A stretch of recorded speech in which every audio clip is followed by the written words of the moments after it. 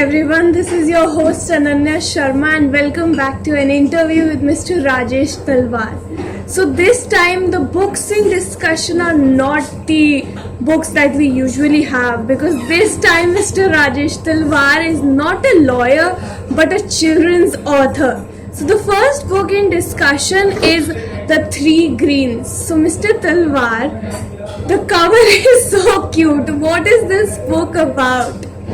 I'm glad you like the cover, Ananya. In fact, I think the cover is very beautiful also.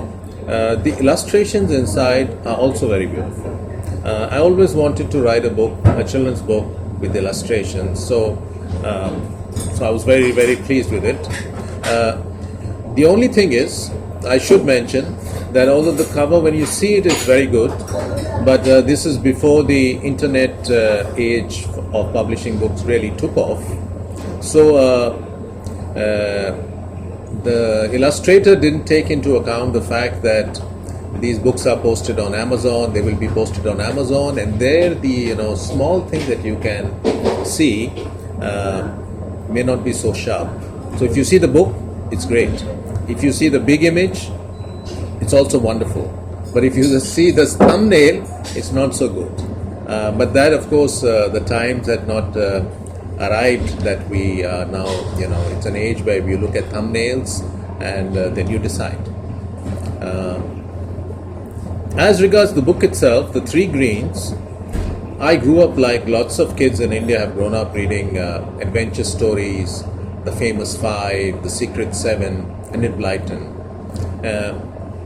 But in India, we have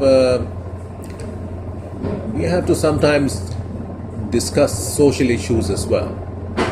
So I thought, well, why not have a group of three kids who want to save the environment, save India's environment, and call themselves the Three Greens. So that's what it's about. So is there an adventure here? Is there a mystery perhaps? Yes, actually it would not make sense to write a book for children unless there was mystery, adventure, romance, something exciting. So there are three mysteries. In fact, I don't call them plain mysteries, I call them Enviro-mysteries, because the kids have gone together and they call themselves the Three Greens, and they're going to solve these Enviro-mysteries. Okay, so given that's a new term, can you tell us what it exactly is? Well, the focus of this book is on three Enviro-mysteries. Originally, there were a collection of three different stories. So it was The Three Greens and the Banana Skin, which talks about why it's okay to throw a banana skin, because a banana skin is biodegradable, but it's not okay to throw a piece of plastic. And one of the kids in the story, Rumi, she gets very upset when she hears how the plastic can find its way into a cow's stomach. A cow who's just chewing grass, and the plastic goes into her stomach, and it creates all kinds of health problems for her. But it's blended, the messages are blended in very delicately. There's a second story which is called The Three Greens and the Green Ghost. So there's a haunted house, and there is, it's rumored there's a green ghost inside nobody goes to that building. But these three kids, they are brave enough and they want to see if there really is a ghost. So they turn up there and they investigate who is this green ghost. And it turns out that there is somebody out there, there's a researcher who is protecting some plants which might become extinct.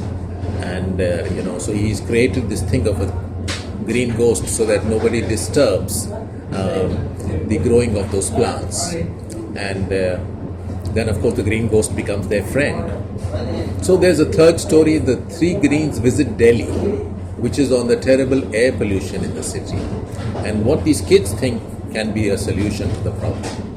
So, but my publisher, initially he was planning to publish them as three separate books.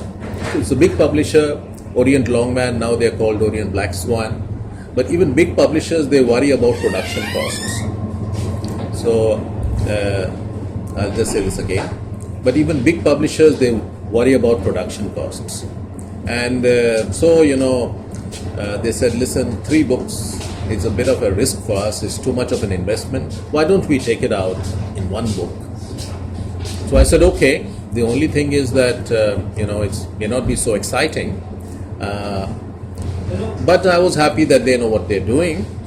In retrospect, I'm not sure. So these are the three stories that have been integrated in three greens. So as an author, how would you say the children's books market in India is like? I think the children's book market has great potential. It is very, very far from reaching its full potential in India. Recently, I read last month about 10 prominent children's authors in India.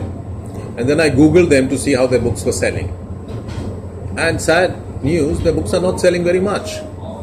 So we are not witnessing an explosion of talent as far as children's books are concerned. I think we can do much better. Who is to blame? I think publishers are partly to blame. They are not taking the risk. And authors also possibly not writing on more exciting things.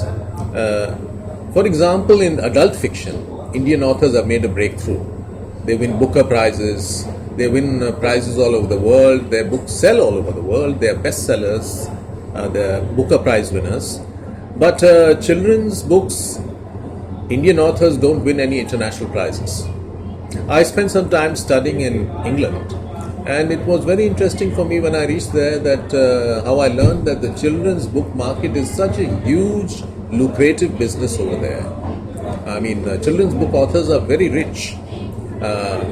That we are very far away from that kind of a situation here. So what do you think about the Diary of a Wimpy Kid series?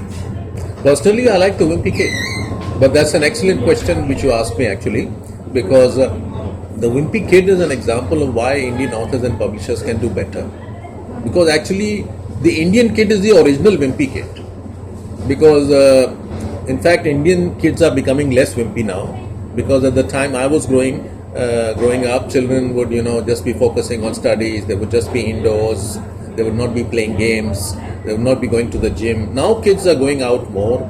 They are playing cricket. They are playing football. They are exercising. But of course, still a lot of kids are wimpy. So Indian kids were the original Wimpy Kids. So India could have also published a Wimpy Kids. So when I say that we are not doing well enough, I mean not only that we are not doing well enough in the Indian market. I think that Indian books should be sold all over the world. Indian children's books should be sold all over the world. So another Wimpy Kid is it's an excellent concept because it goes into parental concerns which are kind of global. I'll give you an example from one of the Wimpy Kid stories which I read.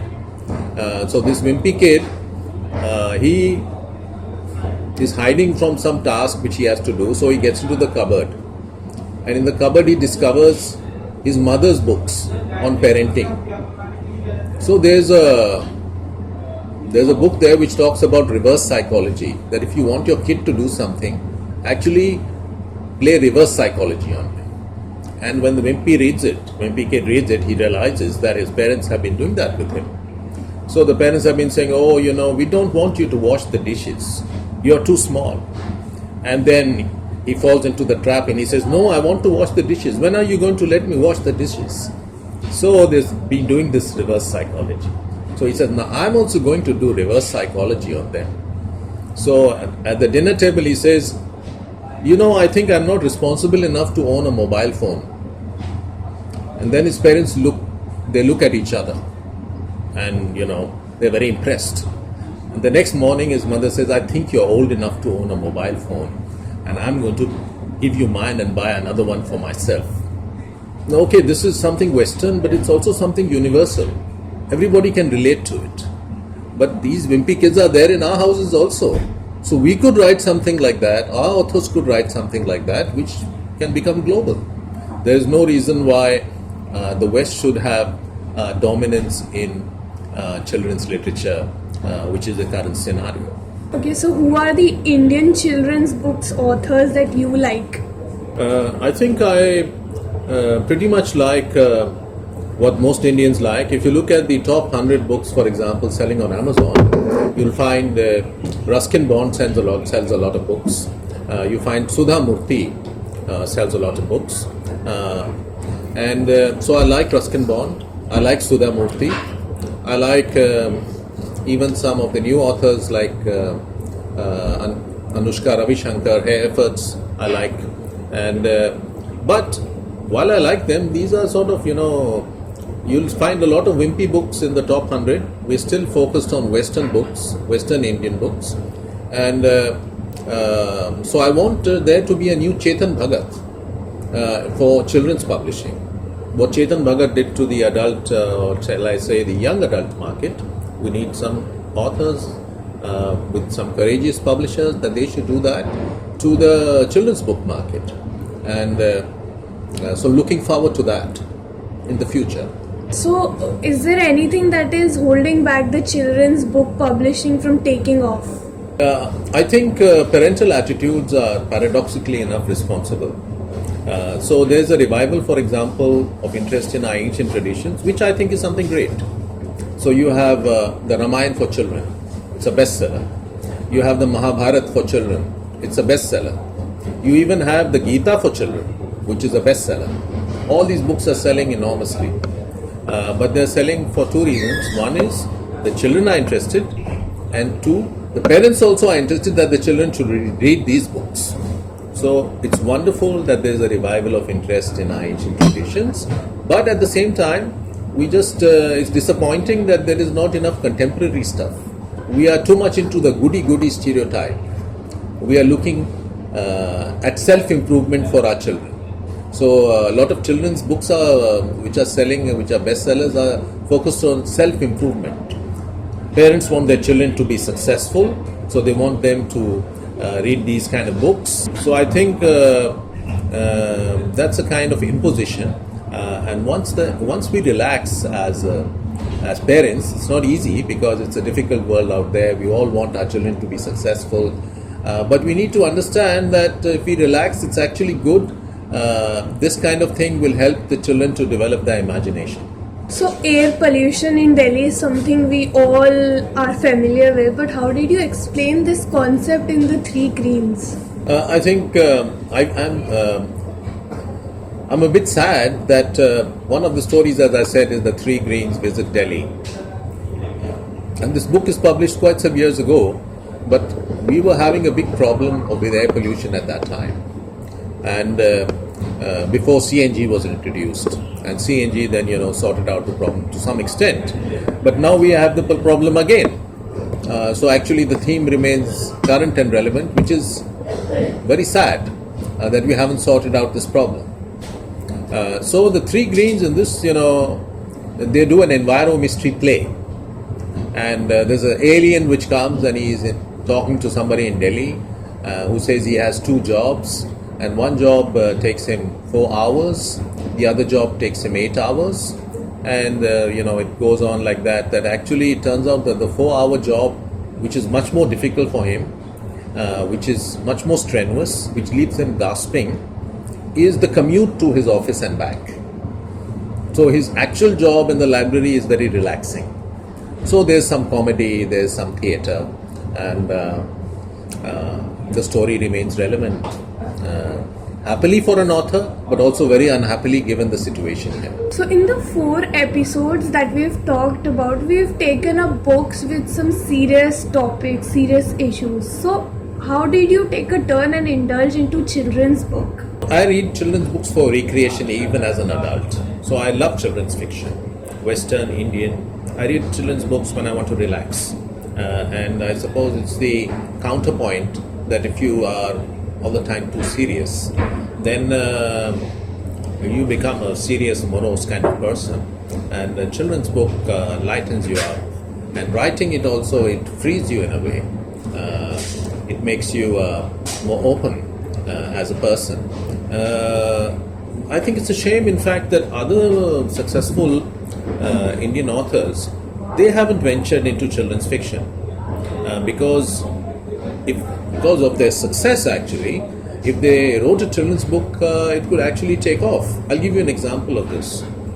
For example, Salman Rushdie.